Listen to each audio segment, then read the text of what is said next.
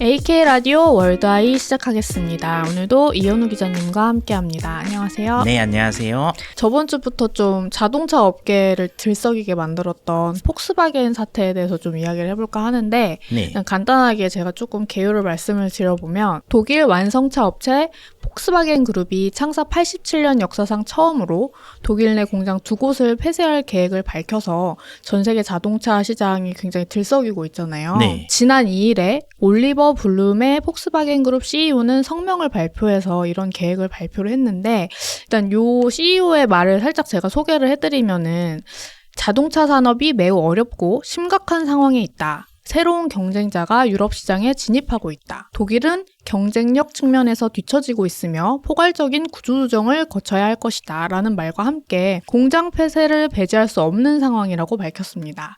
오늘은 이런 폭스바겐 사태를 중심으로 전 세계 자동차 시장의 현재와 미래에 대해서 이야기를 나눠보도록 할 텐데요. 우선 폭스바겐이 자국의 공장 2곳을 폐쇄하겠다고 발표하게 된 주요 원인부터 기자님께서 자세히 짚어주시면 좋을 것 같아요. 네, 일단 간략히 설명을 잘 해주셨는데, 폭스바겐 경영진 측이 지금 밝힌 이제 공장 폐쇄가 왜 필요하냐, 그 이유로 든 것은 이제 경영 상황이 굉장히 악화가 됐다 이거였어요.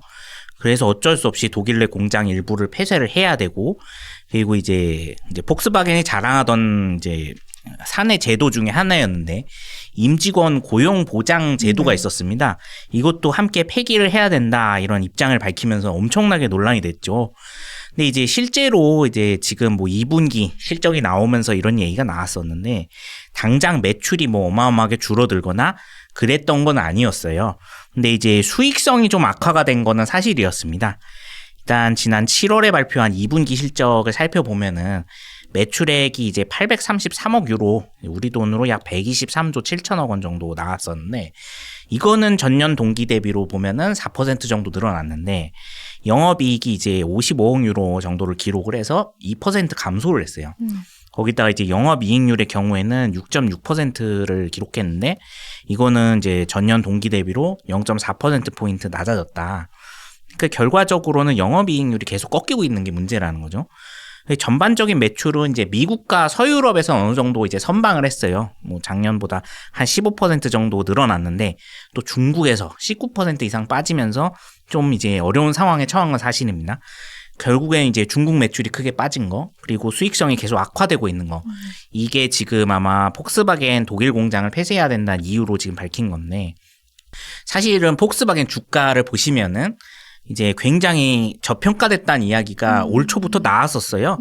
이미 그때부터 이제 해외 투자자들은 물론이고 독일 투자자들도 폭스바겐을 좀 좋지 않게 보고 있었던 게 아니냐 이런 이야기가 나오고 있는데, 사실 지난해 전체 글로벌 차량 판매 대수를 보면은 폭스바겐이 2위를 했습니다.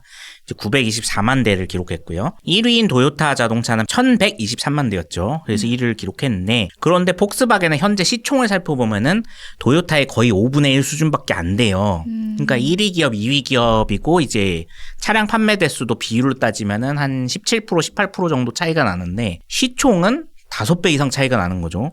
이거는 좀 과한 거 아니냐 그런 얘기들이 많이 나왔었거든요. 근데 이제 실제로 좀 여러 가지 수익성 측면에서 왜 문제가 되는지 살펴보면은 폭스바겐은 전체 전 세계 임직원을 다 합치면은 68만 명 이상의 임직원이 있어요. 근데 이제 1위인 도요타는 이 임직원보다 30만 명이 적습니다. 38만 명 정도거든요. 그러니까 도요타 차량이랑 비교를 하면은 도요타보다 차는 200만 대 정도 덜 팔렸는데 임직원 수는 거의 2배나 많다라는 얘기죠. 그러니까 이 구조상으로 가면은 지금은 쇼크가 그렇게 크지 않더라도 지속적으로 이거는 불가능한 구조다. 결국에는 이제 회사 존속이 위험하다고 경영진들이 판단을 하고 이번에 상당히 강력한 이제 구조 조정안을 내놓은 거다. 이런 해석들이 나오고 있습니다. 결국 이제 중국 내 시장에서의 그런 경쟁력이 떨어지고 또 인건비가 너무 많이 나간다. 이 두 가지를 그렇죠. 큰 요인으로 볼 수 있겠네요. 근데 이렇게 생각을 해보면 사실 기업 입장에서는 이런 문제 상황이 발생하면은 공장을 닫을 수도 있다고 저는 생각을 하거든요. 어쨌든 수익을 내야 되는 게 기업이잖아요. 근데 이렇게 이제 공장을 폐쇄하겠다 이런 발표가 났을 때 독일 정부는 물론이고 또 유럽 전역에서도 네. 좀 많이 논란이 되고 있는 거잖아요. 그렇죠. 이렇게 생각을 해보면은 폭스바겐이라는 기업이 단순한 기업이 아니다. 좀 그 이상의 뭔가 상위의 의미가 있지 않을까? 이런 생각을 해보게 되는데 실제로 폭스바겐이라는 기업이 그런 독일이나 유럽 자동차 시장에서 어떤 의미와 가치를 갖고 있는 걸까요? 폭스바겐이란 기업은 사실 독일 자동차의 상징이다. 네. 그 자체로 지금 설명이 될 수 있는 회사예요. 사실 지금 폭스바겐 그룹에 이제 폭스바겐 브랜드만 갖고 있는 회사가 아닙니다. 네. 뭐 아우디도 갖고 있고 벤틀리도 갖고 있고 람보르기니도 갖고 있고 포르쉐도 갖고 있어요. 거의 모든 고급차 브랜드, 우리가 생각하는 유럽차 브랜드들 거의 이제 통합을 한 회사거든요. 많이 사들이기도 했고.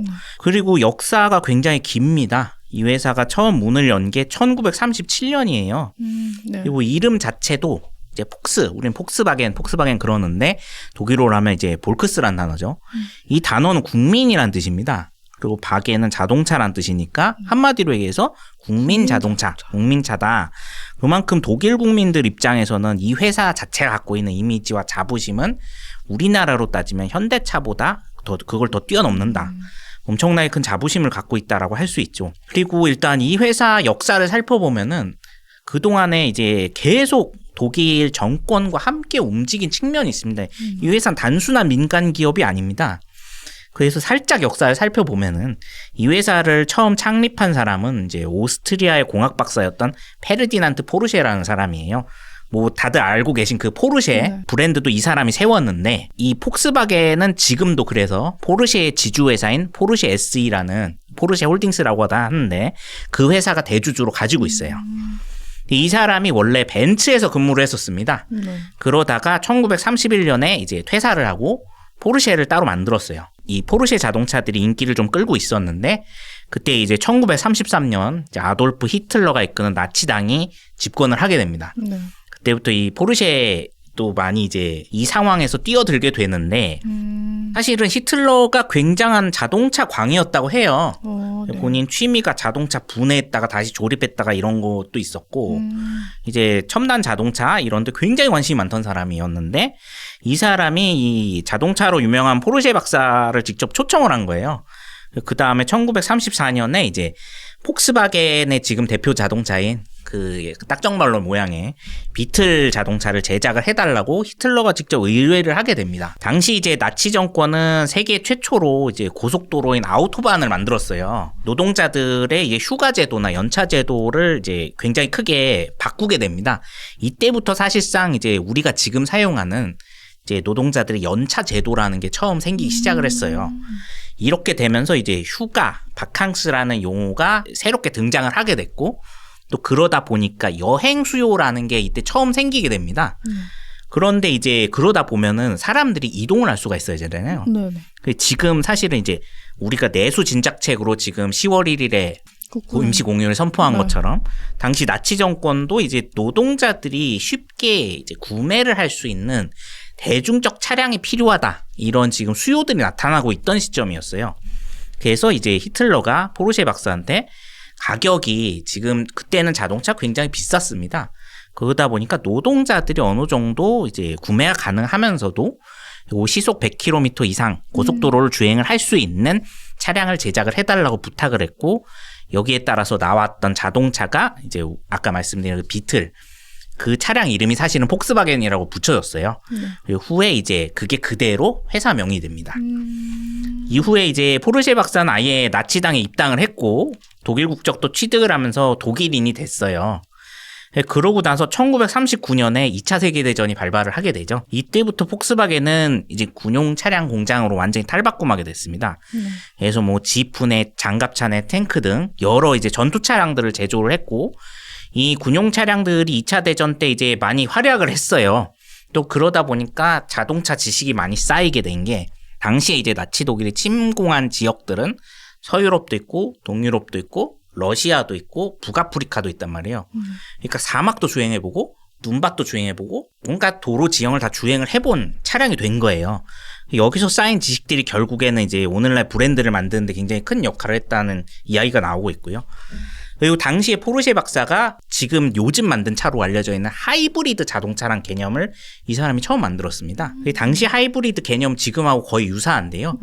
가솔린 엔진으로 차량 내 발전기를 돌리고 그리고 그 발전기로 만든 전기가 자동차의 구동 엔진을 돌려서 이렇게 되면은 이제 적은 기름으로도 이제 멀리 갈 수 있는 자동차를 만들 수 있는 개념이었죠. 지금은 이제 여기다가 새로운 배터리 2차 전지를 넣어가지고 더 오래 갈 수 있는 자동차를 만든 거고요. 문제는 이거를 당시에 탱크 엔진에도 적용을 해버린 거예요. 하이브리드 탱크를 만들었는데 말하자면 네. 이게 반대로 당시 나치 독일군의 발목을 잡게 됐다고 해요. 근데 전쟁터는 사실 엔진이 굉장히 고장이 잘 나는데 네. 안 그래도 복잡한 탱크 엔진이 2개가 들어갔고 그러니까 이제 엔진 구조가 단순해야 고치기가 쉬운데 너무 복잡하니까 고장이 나도 고치기도 어렵고 부품도 구하기 어렵다. 그래서 반대로 이 사람이 이제 전쟁이 끝나고 나서 전범으로 체포가 됐지만 한편에서는 이 사람 덕에 전쟁이 일찍 끝났다는 얘기도 나올 정도로 우스갯소리로 그런 얘기도 나왔었는데 하여튼 이 사람이 이렇게 나치에 적극적으로 협력을 했기 때문에 해방 이후에 7년 동안 이제 전범으로서 감옥에 복역을 하게 됩니다. 그리고 그의 아들이 아버지를 대신을 해서 이제 전후에 폭스바겐도 다시 세우고 포르쉐도 다시 세워서 포르쉐 가문이 다시 이제 회사를 운영을 하고 폭스바겐을 다시 되살리게 되면서 오늘날에 이르게 된 상황이 됐어요. 물론 이 과정에서 이 폭스바겐 재건에 독일 정부가 굉장히 많이 개입을 하게 됐는데요. 지금도 지분 구성을 자세히 보시면은 폭스바겐 본사가 있는 이제 니더작센주라는 곳이 있어요. 독일 니더작센주 정부가 폭스바겐 그룹의 2대 주주인데 이 주정부가 지분의 20%를 갖고 있습니다. 그리고 공장의 이전이나 매각 같은 주요 결정사항은 이 주정부가 포함되어 있는 감독위원회라는 조직이 또 있어요. 거기에 결정을 받아야만 이제 할 수가 있는 상황입니다. 그러니까 말로는 지금 민간 기업인데 지배구조 자체는 사실상은 이건 공기업 아니면 더 나아가서는 국영기업이나 마찬가지인 그런 형태로 지금 유지가 되고 있죠. 그 사실 폭스바겐이 포르쉐랑 한 뿌리다. 이거는 좀 대중적으로 많이들 알고 계시는 네. 상식인데 폭스바겐의 어원, 국민 그 자체라는 그 어원이나 사실은 자동차를 만드는데 아돌프 히틀러가 최초의 설립을 같이 했었다라는 그런 얘기나 뭐 폭스바겐이 한때는 그래서 전범 기업이었다. 이런 오명을 썼다는 이런 얘기는 저처럼 좀 생소하신 분들도 많이 계실 것 같아요. 그래서 네. 오늘 이렇게 막간 또 역사와 상식 재밌는 얘기를 들려주셔서 좋은 것 같아요. 아, 네. 감사합니다. 그럼 여기서 또 저희가 한번 짚어봐야 될 부분이 뭐냐면 이제 여러 가지 그런 고강도 뭐 노사 개혁이나 이런 얘기를 좀 해주셨는데 네. 이런 공장 폐쇄나 구조조정 발표를 두고도 실제 근데 이게 좀 현실화되는 것은 어렵지 않냐 네. 이런 이야기가 나오고 있어요. 말씀해 주신 것처럼 이제 국영기업으로서의 거의 가치와 역할을 하고 있는 기업이니까 네. 폭스바겐이 원한다고 해서 아마 쉽게 이루어지진 않을 거다 이런 이야기가 나오고 있는데 이제 그 근저를 좀 살펴보면은 일명 폭스바겐법이라고 불리는 네. 그런 특별법이 있어서 그렇다 이런 얘기들이 있잖아요. 네. 이 법과 관련해서 좀 주요 쟁점이라든지 좀 논란이 되는 부분 같은 게 어떤 건지 설명해 주시면 좋을 것 같아요. 네, 아까 말씀드렸듯이 폭스바겐은 지금 2대 주주가 니더작센주 정부라고 네. 했잖아요. 이 폭스바겐법은 이렇게 정부 자금이 지분에 많이 들어가게 되면서 그때 같이 만들어진 법인데요. 1960년 서독 시절에 만들어진 법률입니다. 간단히 말씀드리면은 이제 정부 지분이 많이 들어간 폭스바겐이 이제 해외 자본 특히 당시에 이제 뭐 미국의 거대 사모펀드와 같은 이런 M&A가 당하지 않도록 가로막는 법이에요. 네. 자세히 살펴보면은 폭스바겐은 이제 주주총회를 열 때 이제 중요 안건들, 특히 뭐 회사의 매각이나 아니면 주요 결정들을 하는 데 있어서 의결에 필요한 정족수를 80%로 높여놓습니다. 거의 모든 주주들이 동의하지 않으면은 네. 뭐 매각이나 이전은 거의 불가능하게 만들어 놓은 거죠. 그러니까요. 그리고 각 최대 주주들이 행사할 수 있는 의결권도 20%까지 제한을 걸어버려요. 그러니까 결국엔 니더작센주가 반대하는 안건은 이제 주총에서 거의 통과가 불가능한 상황입니다. 그렇겠네요. 네. 이런 구조이기 때문에 또 폭스바겐의 경우에는 독일 현지 근로자들에 대해 고용 보장 제도까지 있었던 건데요. 폭스바겐의 독일 내 근로자가 29만 명이 넘어요. 거의 30만 명 가까이 되는데 이들이 2029년까지 고용 보장이 돼 있는 상황입니다. 그런데 사실 이게 경영 환경이 좋을 때는 이제 잘 굴러가고 괜찮았는데 이제는 환경이 굉장히 악화된 상황에서 이 제도를 유지하기 상당히 어려워진 거죠. 그렇죠. 아직도 5년이나 남았는데 한치 앞을지 모르니까. 네, 그렇죠. 네. 독일 정부 입장에서는 이 폭스바겐 경영진의 구조 조정안은 쉽게 받아들일 수 없는 지금 상황입니다. 이 구조 조정안을 받아들이면은 독일 내에서 이제 최소 2만 명, 최대 12만 명 이상의 실업자가 발생을 해요. 근데 이거를 정치권에서 도저히 받을 수가 없죠. 그렇죠. 한 도시가 없어지는 상황이라. 특히나 이 폭스바겐 본사가 위치한 니더작센주는 폭스바겐이 만약에 공장을 폐쇄를 하게 되면 이 주 자체 경제가 거의 붕괴가 된다고 해요. 그러다 보니 뭐 노동계에서도 반대하고 정계에서도 반대하고 이 발표가 나자마자 일단은 독일 총리부터 독일 내각 거의 대부분 장관들이 본사를 찾았고 바로 노조랑 협의를 했어요. 사실상 여기에 반대한다는 뜻이거든요. 뭐 노동부 장관이나 환경부 장관 같은 경우에 대놓고 반대를 했고 폭스바겐 경영진 뭐 독일 뭐 경제계 학계에서는 반대로 계속 구조조정을 미루면은 이 자동차 산업 자체가 붕괴가 될 수 있다. 계속해서 뭐 중국이나 다른 나라들이 계속 치고 올라오는 상황에서 자칫하면은 산업 자체가 붕괴될 수 있는데 적정 수준의 구조조정까지 이제 받아들이지 않고 무조건 예전 방식으로 뭐 노조나 정부 안대로만 계속 추진을 하다가는 어느 순간에 이제 자동차 산업 자체가 다른 나라로 넘어갈 수 있다.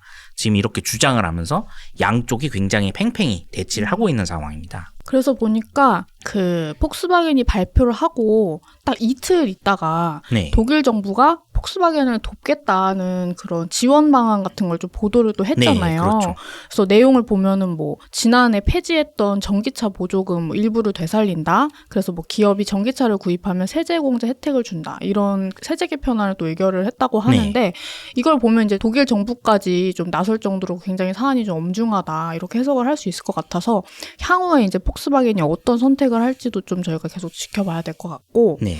여기서 이제 저희가 조금 방향을 살짝 틀어서 이렇게 폭스바겐을 위험에 빠뜨린 원흉이라고 할 수 있죠. 바로 중국산 전기차 얘기. 이걸 조금 해봐야 될 것 같아요. 네. 그래서 중국산 전기차 중에서도 업계 1위로 꼽히는 그런 비아디의 네. 돌풍이 또 엄청나다는 이제 기사가 계속 나오고 있잖아요. 그래서 사실 이번 폭스바겐의 발표 이전부터도 세계의 많은 여러 자동차 기업들이 중국산 전기차 때문에 좀 많은 위험과 변화를 겪고 있다 이런 이야기가 나오고 있는데 실제로 전 세계 자동차 시장에서 중국산 자동차의 위상이 어느 정도인지 그리고 앞으로 이 중국산 전기차를 비롯해서 중국산 자동차가 얼마나 더 세력을 확장할 수 있을 거라고 보시는지 조금 분석해 주시면 좋을 것 같아요. 네, 뭐 이미 전기차 시장 자체를 중국이 거의 잠식한 게 아니냐 이런 표현도 과언이 아니라고 지금 뭐 그런 분위기죠. 비아디를 비롯해서 중국 전기차 시장이 지금 중국 외에서도 판매량이 전년 대비 34% 이상 늘어났다 이런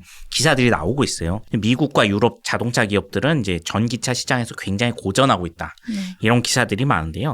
실제로 따지고 들어가면은 상황이 더 심각해요. 왜냐하면 일단 전기차 시장의 수요라는 것 자체가 중국이 굉장히 큽니다. 이제 지난해 글로벌 전기차 판매량 전체를 따져보면은 약 1,400만 대 정도가 팔렸어요. 근데 이 중에서 950만 대가 중국에서 팔린 겁니다. 절반 훨씬 넘네요. 그렇죠. 거의 전체 전기차 시장의 67%, 그러니까 70% 정도는 이미 중국 시장이라는 거예요. 네.